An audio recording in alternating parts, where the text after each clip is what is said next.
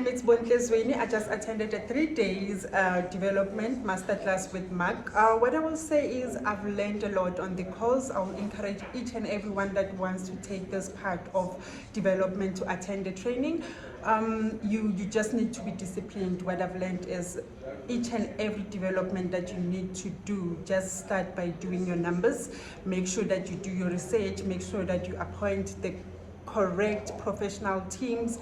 So I think after this course I'm able to start off with my small development, and with the coaching that I can take with a SAPIN and the support that they will give you, it's very amazing. So guys out there, come attend and just learn.